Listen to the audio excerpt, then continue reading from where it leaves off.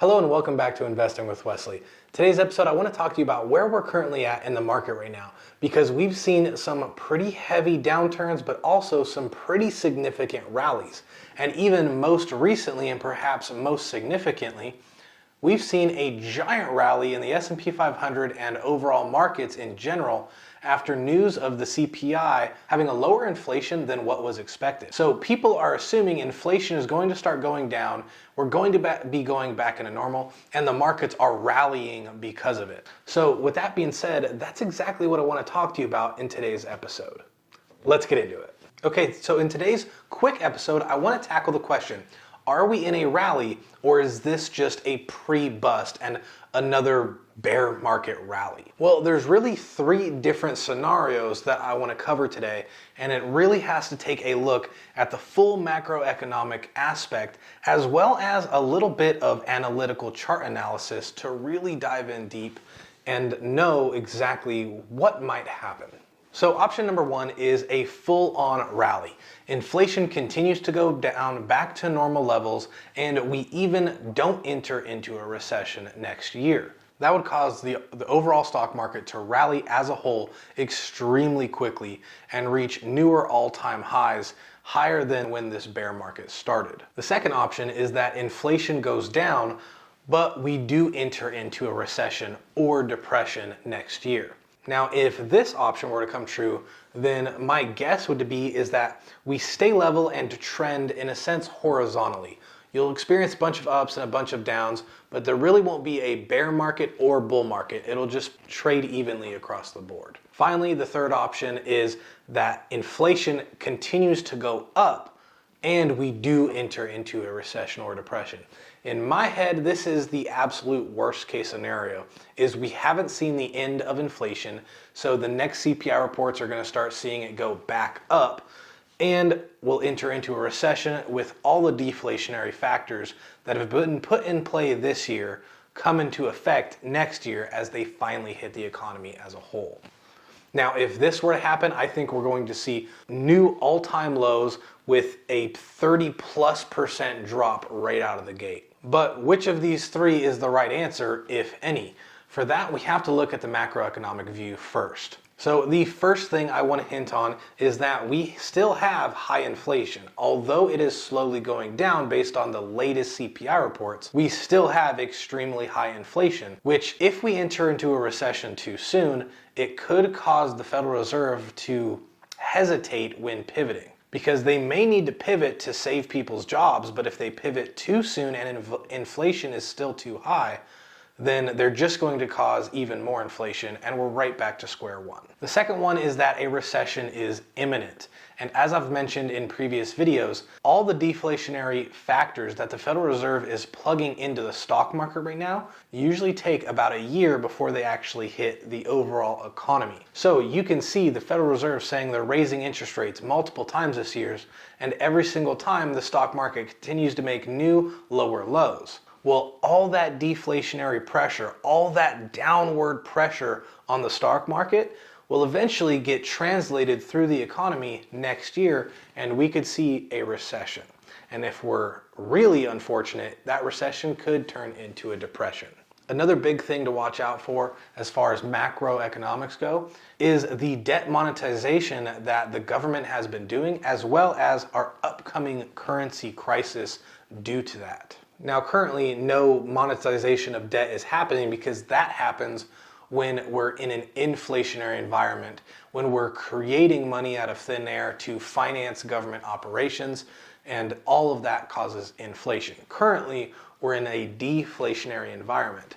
However, a bunch, and I mean trillions upon trillions of dollars have been printed in a recent history let alone, and that is causing the rest of the world to want to drop the US dollar as a whole. Japan is liquidating almost all of their US-backed treasuries. Russia and China are coming together to create a new currency or a new way of trading that could rival and replace the US dollar as the global reserve currency. So all across the world, governments are realizing the US dollar is getting less and less valuable, and that a currency crisis is around the corner. We just don't know when. Now, the Federal Reserve and the government get most of its world power because we have the US dollar as the world's reserve currency. So if the Federal Reserve wants to stay in power, then they have to protect the dollar's value over anything else. So now we're going to switch into the stock market's chart analytical viewpoint. You can see we're currently in a bear market trend because of this red diagonal channel that is created. You can see that although we're having highs and lows, no high creates a higher high. There's lower highs and lower lows, which signals that downward trend of a bear market. Now, all of that has been captured into this large bull market channel that I've drawn up. That's the green channel that is way bigger than the red channel.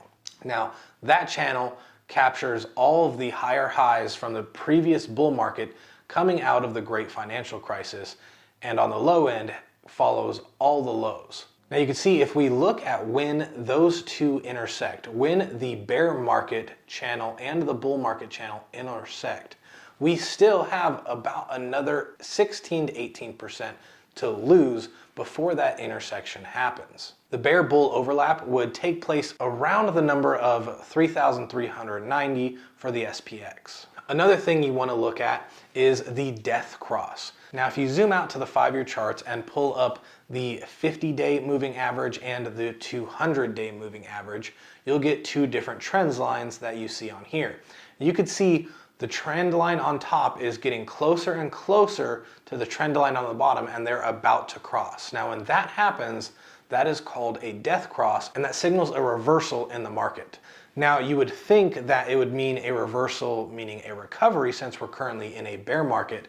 But again, we're zooming all the way out to the 5-year market. Now, if you zoom all the way out to the 5-year, what do you see? You see mostly the bull market that we just came out of. So if that death cross does form, then we could see a reversal in the overall bull market and a much greater dip. Now, for reference, the last time this happened was during the great financial crisis of 2008, when we saw a death cross all the way zoomed back on the 5-year. When this happened, the market from its all-time high was already down about 16%, which is roughly where we're at right now.